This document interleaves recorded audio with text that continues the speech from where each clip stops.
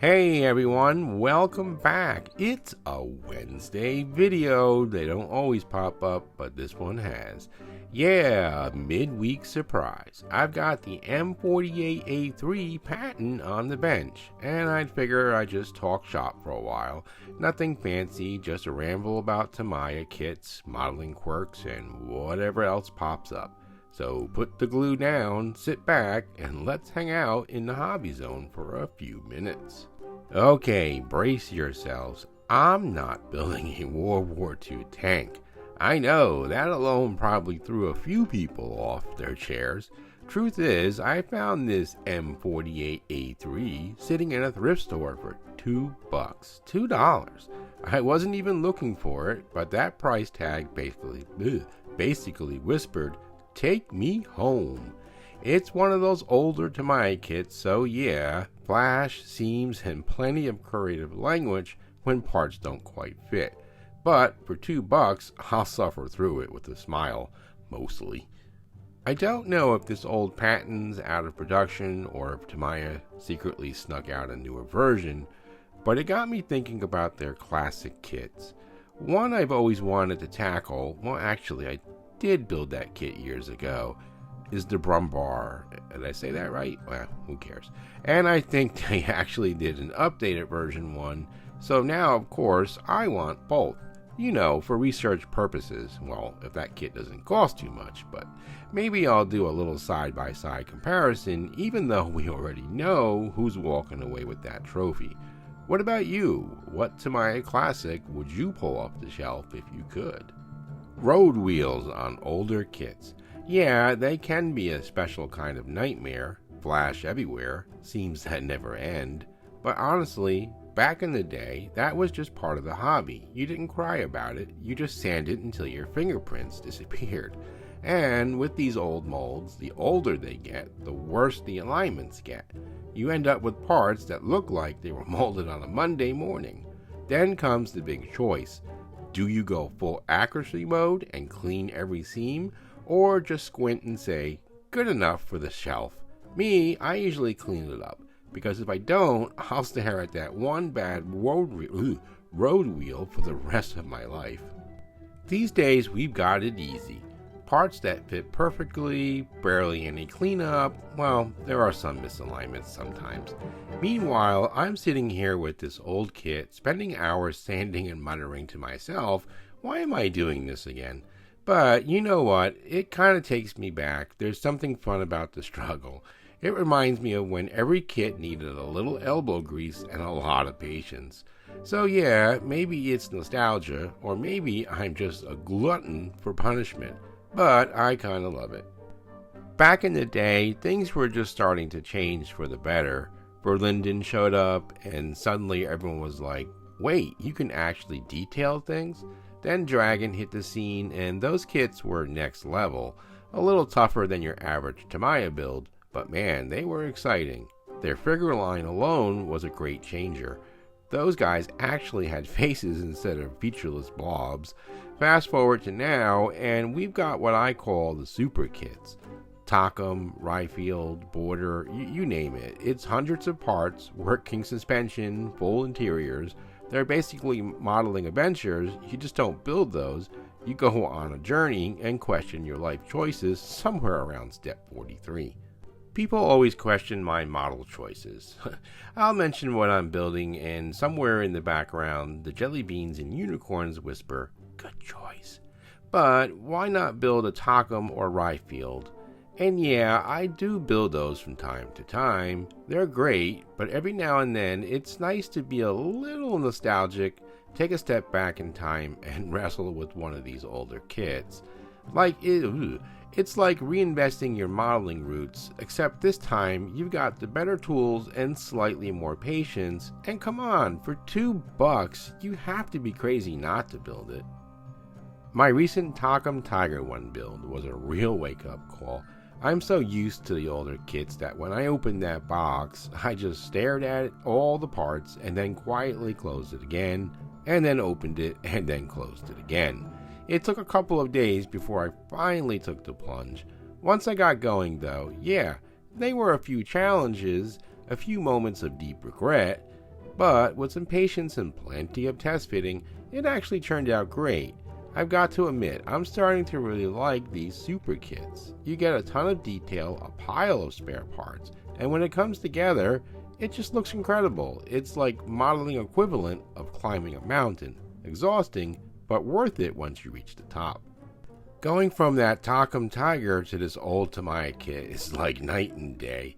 Maybe even night and 3 nights later.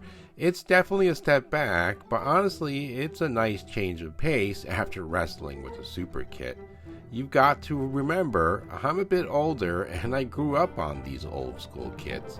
The kind where you had to fight for every bit of detail. I'm sure a lot of you watching know exactly what I mean. If you take a long break from the hobby and then jump straight into one of these new high-tech kits, it's a shock.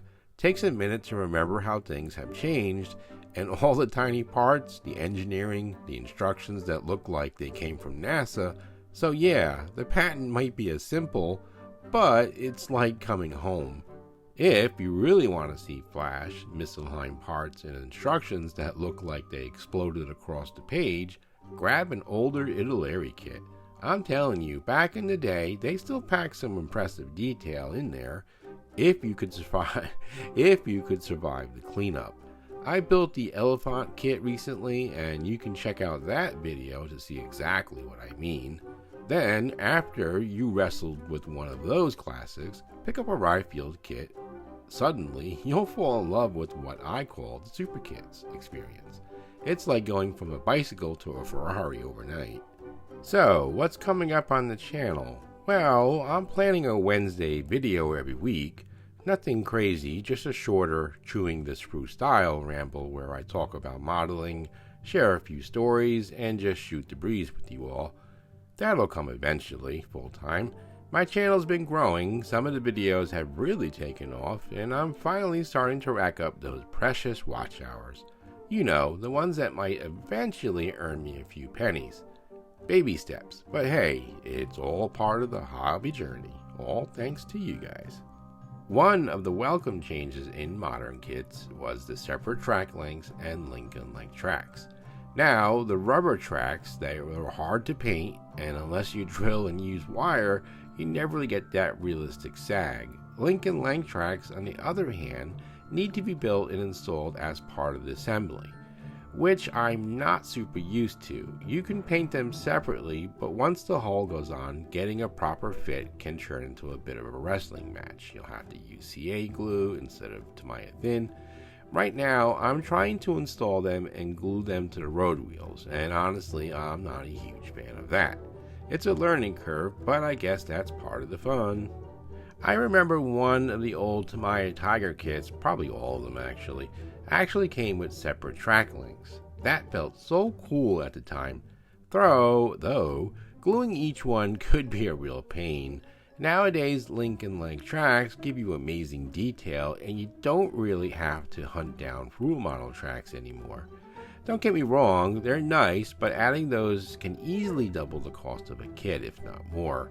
I get why people want to avoid rubber tracks, but there's also the option of using parts from newer kits.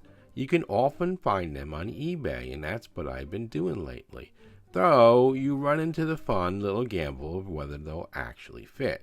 Modeling always has an adventure, never predictable. Back in the day, I used to scratch build parts for my models. You know, look at the box art and see what I saw, because back then we didn't have internet. Cutting, sanding, and bending everything by hand. It's a bit of a dying art these days with 3D printers taking over, but honestly, it was a lot of fun, and I still do it from time to time.